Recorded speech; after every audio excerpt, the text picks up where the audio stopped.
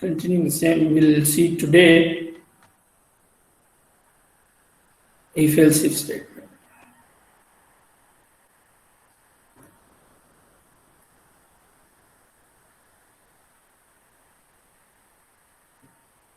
It is like a multiple if statement only, very similar to multiple if statement. Like you can have multiple conditions to be checked based on the various conditions, various blocks can be executed. Fine. The only difference is when you have only one condition to be true out of that, multiple conditions, then if else it is better than compared to multiple if, right? So this is the advantage of having this over the multiple if. Very similar to it is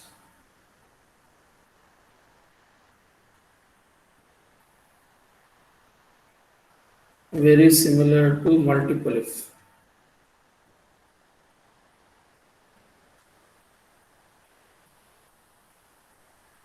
Okay. It is used to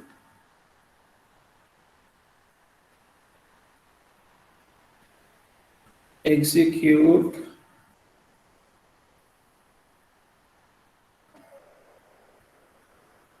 a set of blocks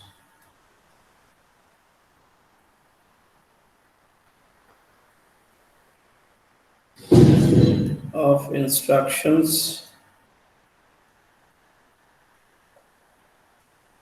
based on various conditions.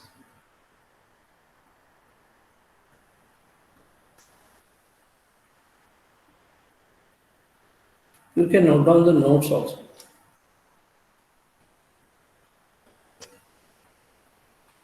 Okay, so advantage over multiple if is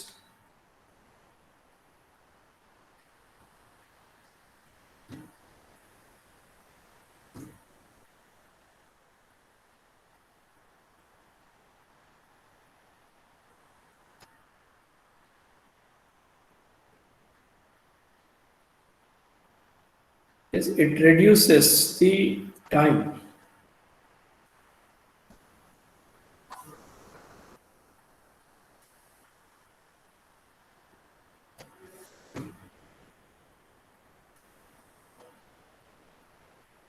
Reduces the execution time. This is the advantage. And when do you use it? When only one block to be executed. Usage. When do you use it? When only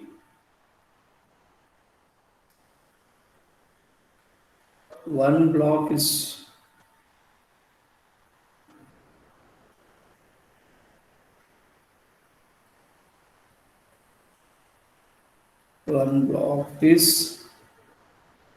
be executed. Only one block to be executed.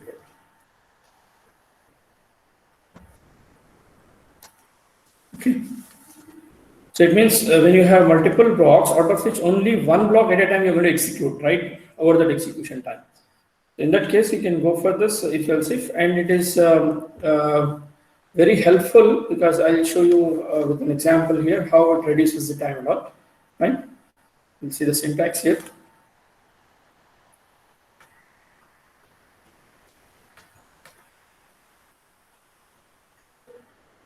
If you have a condition, let us say condition 1.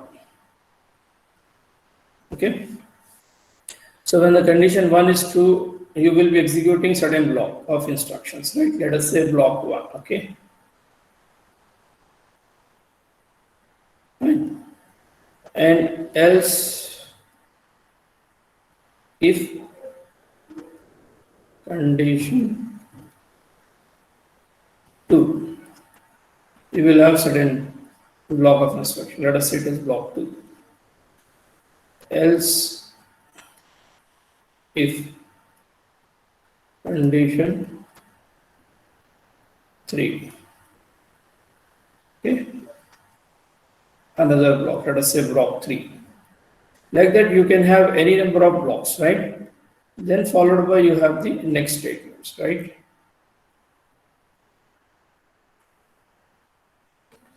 Fine. So what happens here is, if you look at the execution of this, when the first condition is true, okay, when this condition is true, it executes this block and then it doesn't go for the subsequent conditions to check, rather it directly comes onto the next statement. Okay, that way it reduces the time, okay, required in checking this conditions, right? If I do not have this else, let us say, it becomes multiple if. Like first, if we have seen, no, if statement. So it's a kind of simple if, right? With multiple conditions. So multiple if is right. So if I don't have this else, if I don't have this else, it becomes multiple if statement, wherein what happens is, when the condition 1 is true, after having been executed block 1, condition 2 also will be checked, though it may be false. Condition 3 also will be checked, though it may be false. Then you will come on to the next statement, okay? Whereas here in this case, when condition 1 is true, after having, block 1 been executed, it doesn't go for any of these conditions to be checked. Rather, it directly comes on to the next statement. It means it reduces the time required, checking these conditions. So you will be rescuing the time from being checked, right? So this is the advantage of having, but then there is a one condition here. I mean, this multiple if else if statement can be used only when you have only one block to be executed. If I want multiple block to be executed, I can't have this. Then you can better go with the multiple if statement itself. Okay. So let me draw the syntax diagram. Meanwhile, you please note down this notes here. Yes, dear students. Sorry for interruption. We'll continue. So here, we'll draw the syntax diagram. So the same.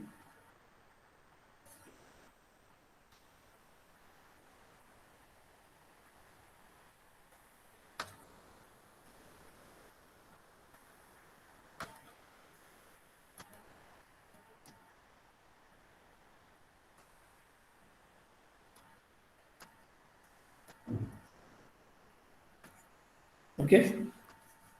So if you look at the syntax diagram here, you are checking the conditions, right? Condition 1 is checked first. If the condition is true, condition 1 is true, then you are executing block 1, right? There. Yes. If this is false, only then you check the next condition.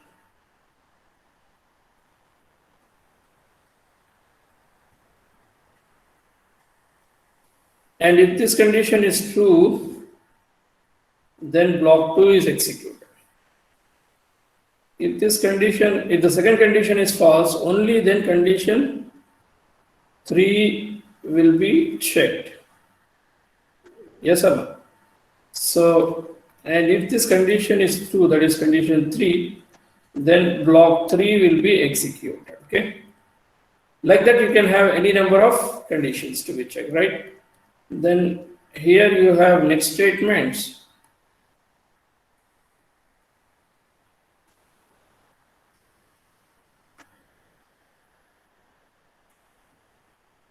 Okay, so you can see here, as per the syntax that I have mentioned and explained, the syntax diagram is drawn, right? You can see condition 1. If the condition 1 is true, after block 1 is executed, it comes on to the next statement. Even the condition 1 is false, only then condition 2 will be checked, right? And if the condition 2 is true, then block 2 will be executed and you will come on to the next statement. And when both of them are false, condition 1 is false, then you have checked the condition 2. That is also false, then you come on to the condition 3 to check. And if it is true, then you execute block 3 and then you come on to the next statement. Okay.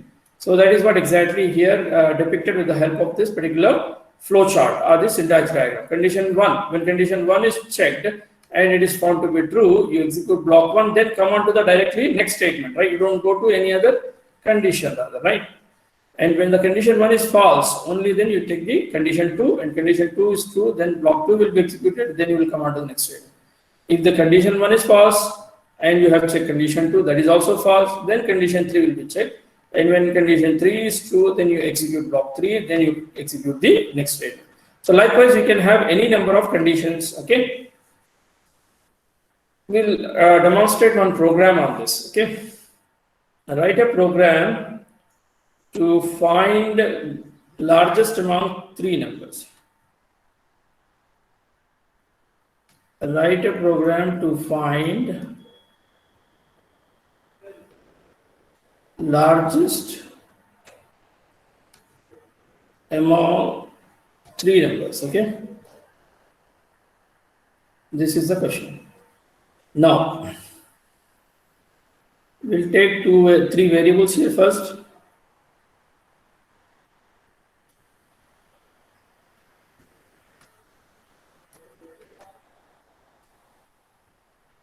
Int A, B, C. Then you will read. How do you read? Using scanf. But before that, you are giving one message to be displayed to the user with the help of printf, saying that enter 3 numbers, right?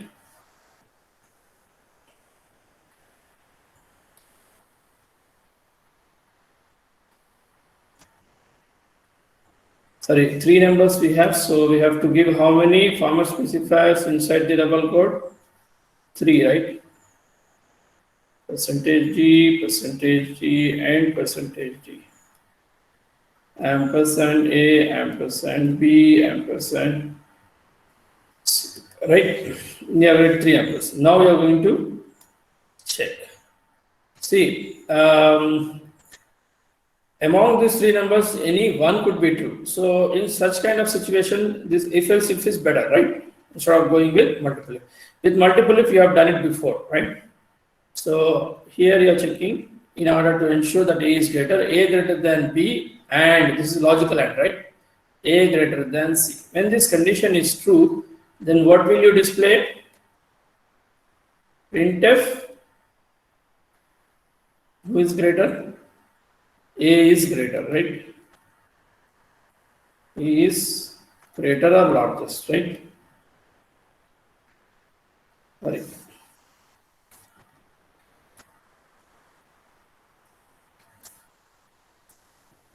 What is that you want to print in place of %D? A.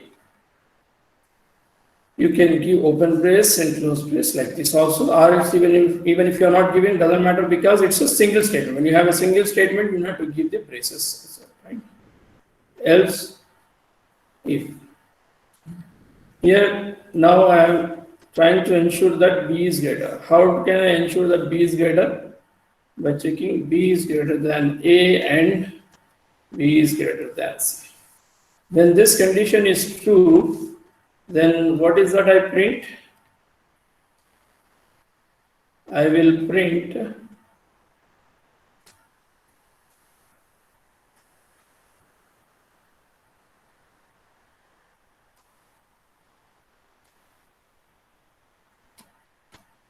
B is greater, right? Okay, next is another condition. In order to ensure C is greater, what condition I need to check? C, whether C is greater than A and C is greater than B. If C is greater than A and C greater than B, then what is that you are going to print?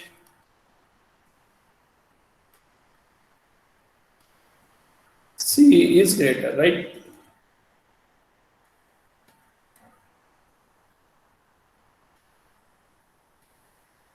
Then you can end the main, right? This is a single line comment. This is the end of main, I guess, right?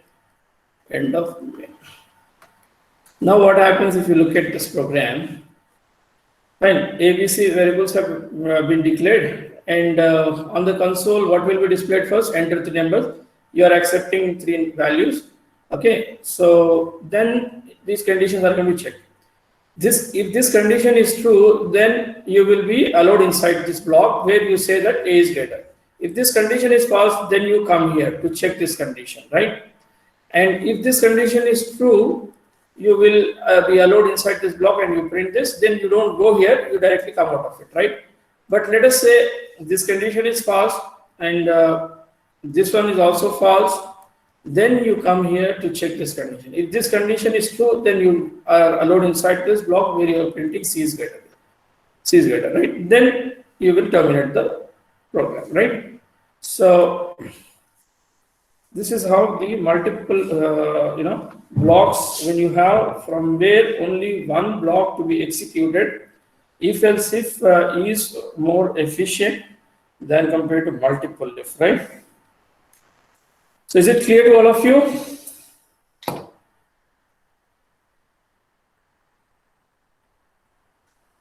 Yes. Yes, sir.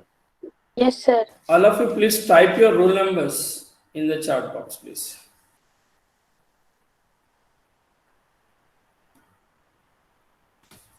Yeah, we'll continue. I'm giving you an assignment. Please note down this assignment here. I'm giving you an assignment here.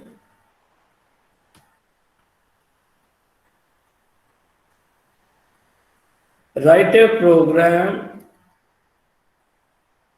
to print 3 numbers in ascending order using if else if, right? If else if statement.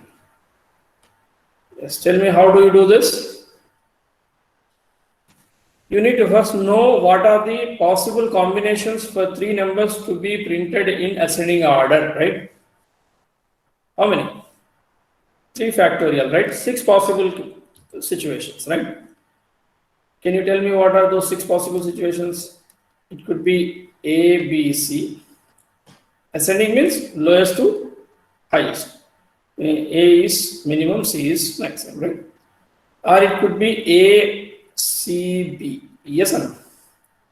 Or it could be B, A, C. Or it could be B, C, A. Or it could be C, A, B. Or it could be C, B, A. So how many conditions you need to check? 6 conditions, right?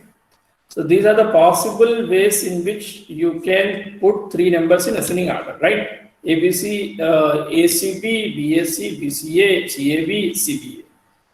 So now you have to determine these cases using your programming, right? With the help of if else if. So how do you do? In order to ensure this possible combination, what condition has to be checked? A is greater than B and, yes, tell me, B is greater than C. A is greater than, so sorry, we are going with ascending order. So what should we say here? A is less than B, right? We are going with ascending order, right? Minimum to maximum. Got it? So you have to check this. In order to ensure this sequence, you have to check this condition. A less than B and B less than C. What do you mean by this? A is less than B and B is further less than C. It means B is less than C and A is less than B. Okay. So then you get this possibility, right? In order to ensure this sequence, what condition you need to check? Yes, tell me. A is less than C and C is less than B. Yes or no? In order to ensure this sequence, what condition you have to check? B less than A and A less than C. Okay. In order to ensure this sequence, B less than C and C less than A. In order to ensure this sequence, you have to check this condition. C less than A and A less than B. Okay. In order to ensure this sequence, what you have to check? C less than B and B less than A. Okay. So you got the logic now. You have to write the program. So how do you write the program? First, take three numbers. You declare the three variables, right, as integer, and then you accept the values in it using scanner. Then you will have these conditions. This is the first condition. So you say this is if, yes or no? If this condition is true, then you are printing this sequence, yes or no? You are printing the sequence. Else if, okay, else if this condition is true, you print this sequence. Else, if this condition is true, you like this, you do that. Yes or no? I hope you can do this program, right? It's not a big thing. I have explained you the entire thing rather, right? Just you have to write this calculator. I want you to draw the flow chart, okay, and write the program for the same. Write a program and draw the flow chart. Algorithm, anyway, I have explained. No, this is algorithm itself, right? So you write a program and draw the flow chart. First, you draw the flow chart for the same, and then write the program. Okay, I hope this is clear to all of you. Now we'll move on to the next statement.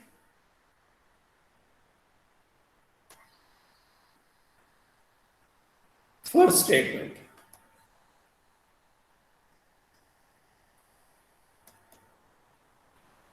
Okay, write down please. All of you note it down, whatever I'm writing here. Okay, it is an iterative statement.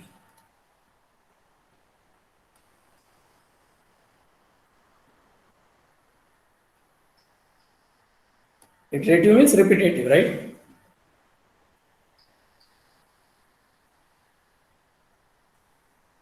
Used to execute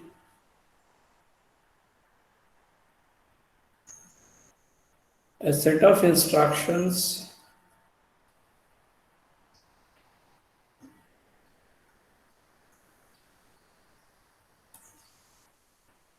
for a repeated number of times. For a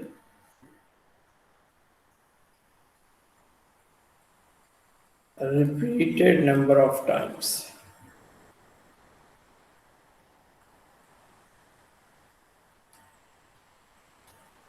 Okay, write the syntax first. Syntax of first statement. But you open the braces and you write down. Open the parenthesis, open the parenthesis, then you write initialization.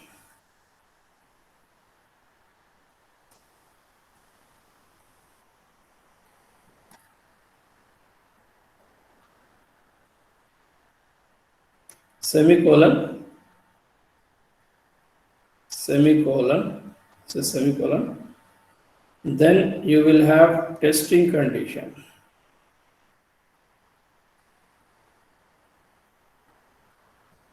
Then semicolon, then you will have increment or decrement, okay? Then you will have some set of statements inside its block. By opening the braces, you can have some set of statements here. I say this is the for block, right? This is the for block.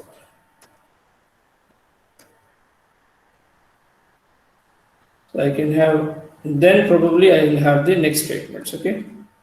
That is followed by it, right? After I terminate this block, since I do not have next line, so I have continued in the sequence here. Fine. So here initialization, how did I write the syntax? For, this is for, right?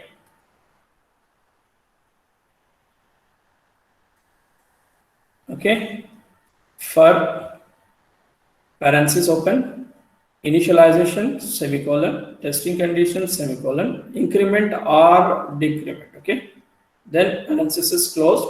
Then I have opened the braces. You have some set of instructions here, some set of, statements here, which is said to be the for block. Then I terminate the for block here with the help of closing braces. Then after the first statement, we'll have some set of next statements, right? Next is followed statement, rather, right?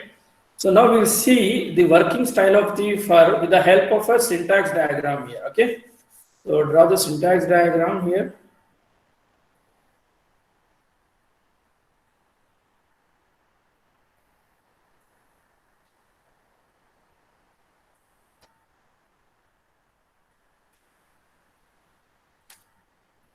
So how the first statement is going to be executed? What happens, first? What is going to be executed first is the initialization, right? You can see initialization, you have this one. So that one is going to be done first. So first is initialization.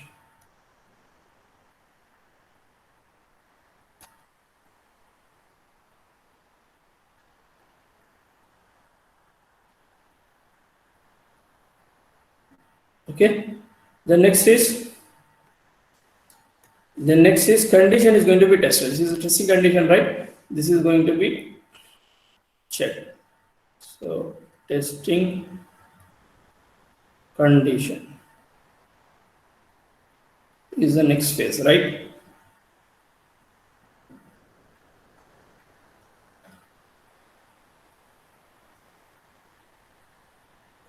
So what happens when the condition is tested? You will either find true or false, right? Condition is a Boolean statement, whether you get true or you get false, right? So when the condition is true, what happens, right? When the condition is true, you will be executing the for block, right? It means you will be allowed inside the block, and then you will be executing the for block, right? All of you please draw the diagram. So when the condition is found to be true, you are allowed inside and you will be executing the for block. After you execute this, you will come to increment or decrement, okay? You will come to increment or, okay? So what happens here, you can see the execution of the first statement. This is more important for your entire programming because most of our logic is going to be built using the first statement in many of the cases. So please try to again focus here while I'm explaining the execution of the first statement. See what is there with the first statement. You see first, right? For is followed by a parenthesis. Okay. So inside the parenthesis you have three things: initialization, testing condition, increment or decrement. So these three things are separated with a semicolon. You just look at semicolon, not comma, right? This is semicolon. This is syntax, right? The language designer have given the syntax. Okay. Then you will have some set of statements followed by it. Okay. So now how this for block, as I said in the definition, it is an iterative statement used to execute a set of instructions for a repeated number of times. That means this for block is going to be repeated for a number of times. But how long it has to be done? Fine, that is going to be judged with this particular condition. So now we look at the execution of this particular first statement with the help of the syntax diagram, right? So what happens here is first thing is initialization. Okay, first thing is initialization. Got it? Next thing what happens? The condition is going to be tested, right? So when the condition is tested, if the condition is found to be true, then what happens? You will be allowed inside the for block. You will be allowed inside the for block here, right? It means you will be executing the for block.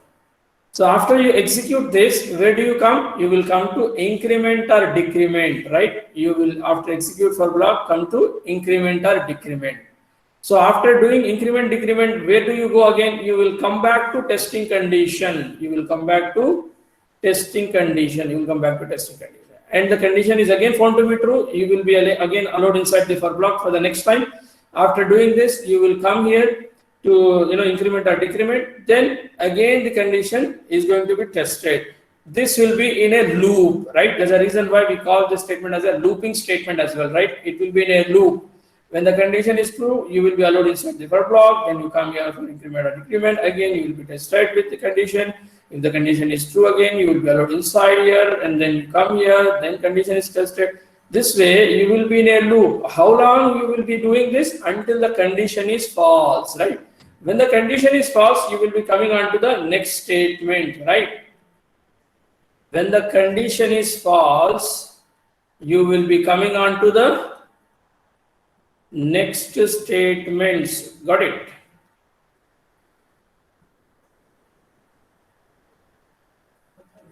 You can see. When the condition is false, you come on to the next statement, followed statement after for whatever you have, right? So this is a syntax diagram of for. You try to remember this. You have to have the logic of for to be remembered forever. Okay, so that it will be helpful while tracing the program if you have developed some logic for any problem. I hope this is clear to all of you. So we'll see one program using for first. We'll demonstrate for with one example. Write a program to find factorial of a given number. Factorial of a given number, right? So how do you find the factor of a number? When you have n factorial, let us say.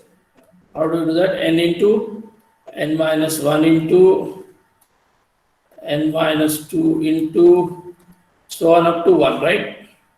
Or you can rather represent like this: 1 into 2 into 3 into 4 into so on up to n. This you also can represent, right?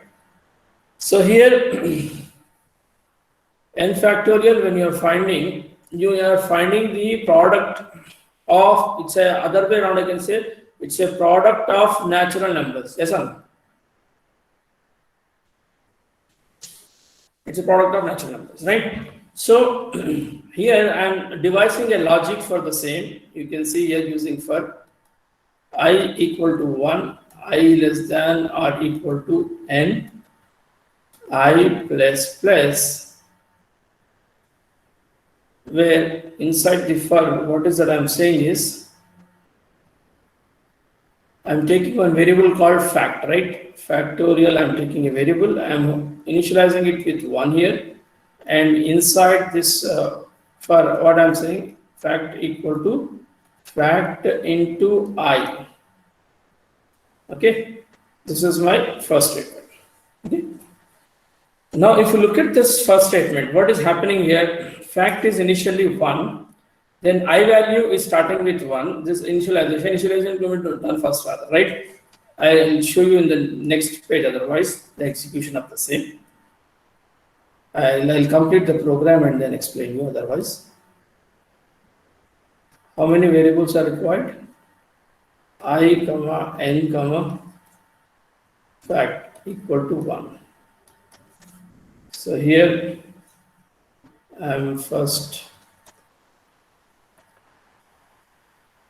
entering the number for which the factorial is to be found. Okay.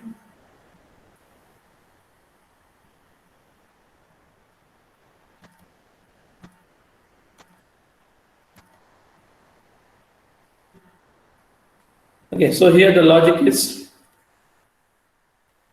for I equal to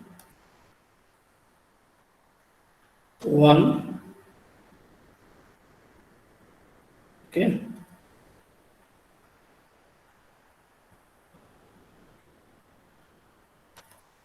I less than or equal to n, I plus plus.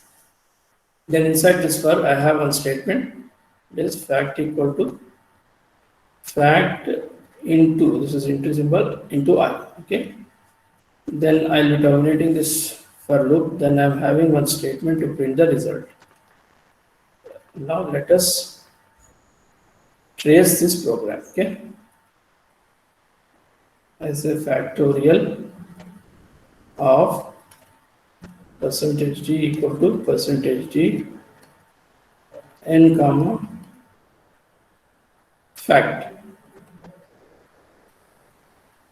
Okay, n comma fact. Then terminate the main block, right? So I have written the program for the same. You can see here there are 3 variables I have declared. So what happens for each of them? 2 bytes of memory been allocated because they are integers. We know it, right? So I'm tracing the program. Fine. You should know how to trace the program as well. When you understand the statement, what it does, you know, then you can be able to trace. when you have the good tracing ability, then you can devise the new logic as well, right? So problem solving technique will be developed by tracing, the programs. So you just look at the tracing of the program here. I took three variables here, right? I and fact. Got it? So for each of them, 2 bytes of memory been allocated. Now, what happens? Enter the number. When printf statement executes, what it gives me, what output I'll get here on the console, right? This is my console, let us say, for example.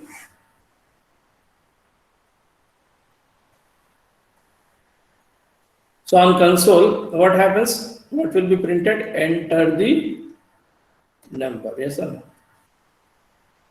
Enter the number will be printed. Because printf is a console output formatted function, which simply takes a string and print onto the console. This is new line operator, so cursor will be taken on fresh line wherever cursor was there on console, and from there on, enter the number will be printed. So enter the number is printed. Now cursor is here, right? You can see cursor looks like to be equal to kind, on your monitor. So after that, since you have a scanf statement, it is willing to read an integer value, right? Unless you will not accept, or unless you will not give a value from the keyboard of integer kind, this scanf will not allow you to execute the further statements. So scanf is a blocking statement, fine. It has to take the value, only then it will allow the execution for the next statement. So as we know, in order to ensure that there is a scanf statement, we have printed this message with the help of printf, so that user will know that he has to enter a number.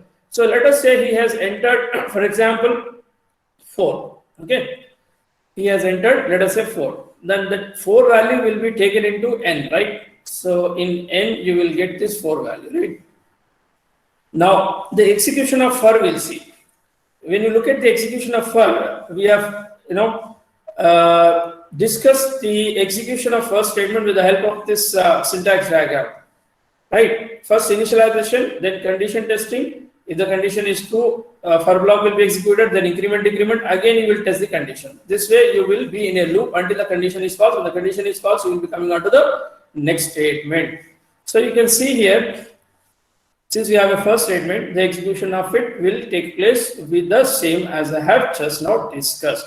So first the initialization will be done, that is I equal to 1. So I value will be 1 here, right? I value will be 1.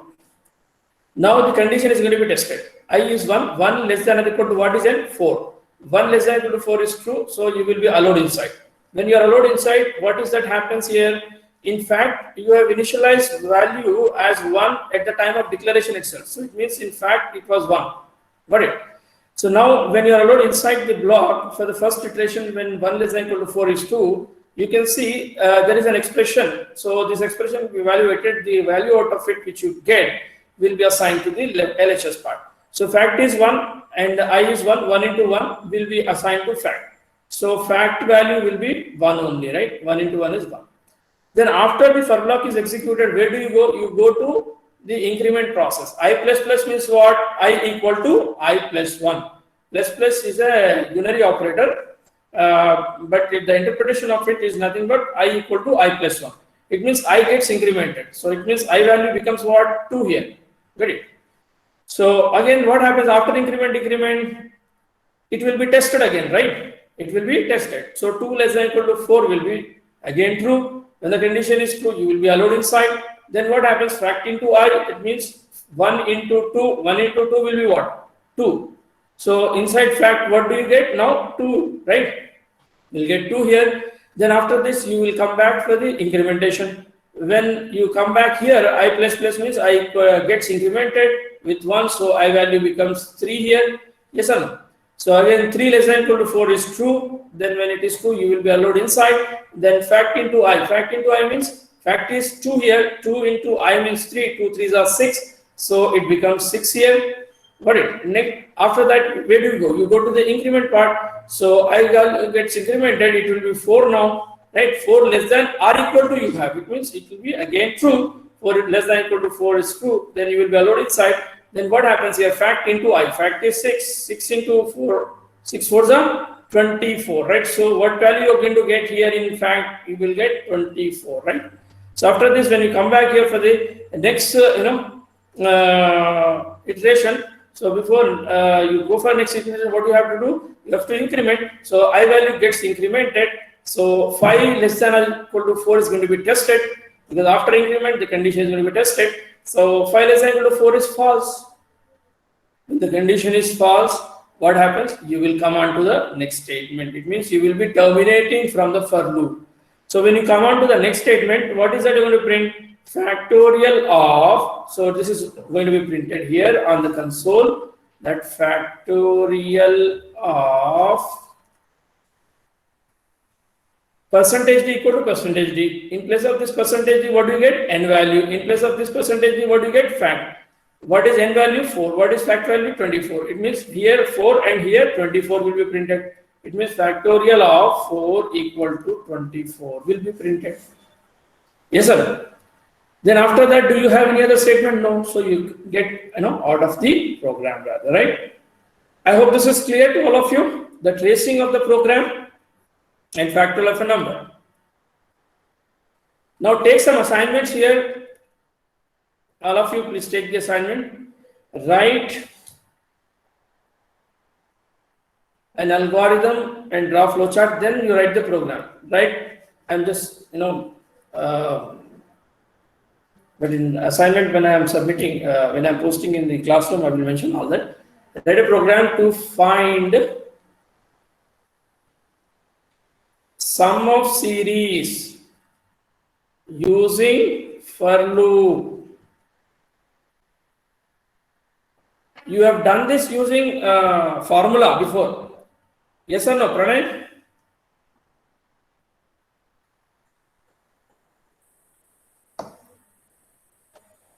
So now we are going to do it using for loop. Tell me what changes you need to do in this program in order to get the sum of series. Any one of you?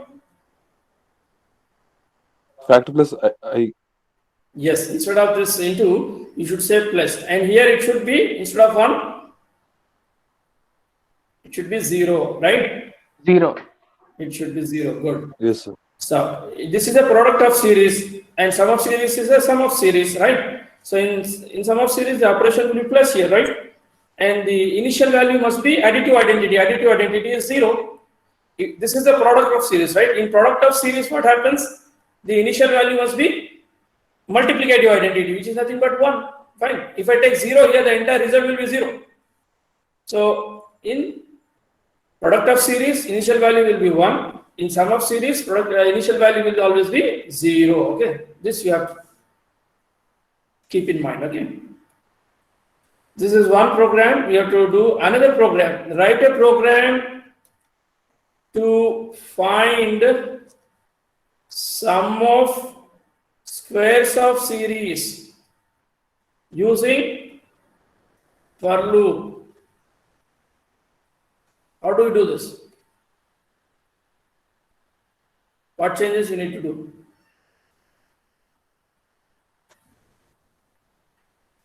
Factor plus I into I. Yes. Plus I into I. Plus must be there because it is a sum of series. Plus must be there. But you need to first get the square and then accumulate it, right? So plus I into I, you should say, right? Good. Next, you take another assignment here. Write a program to find sum of cubes of series. What is that you have to do using for loop? Factorial plus I into I into I. Good. So plus I into I into I. It means first you have to get the cube of the number. Right? Numbers you are having in I. So you have to first get the cube of the number. Then you accumulate it. Good. So, but then here if you can see the variable name, since I am finding the factorial, I said variable name is fact. But if you are finding sum, then a variable name can be sum also, right? Can be any, Yes, sir. yeah, you can take sum equal to 0, and you can say sum equal to sum plus I into I. Okay, for some series, in order to make the programmer understood the variables which you take should be readable, right? Readability is also one of the important criteria for programming languages to evaluate. Fine. More the readable, it can be writable. When it can be writable, it can be programmable, it can be executable, right? So variable names also which you take generally in order to make it readable, you take it meaningful or relevant to the context. Okay, so I can say sum. Fine. I hope this is clear to all of you. So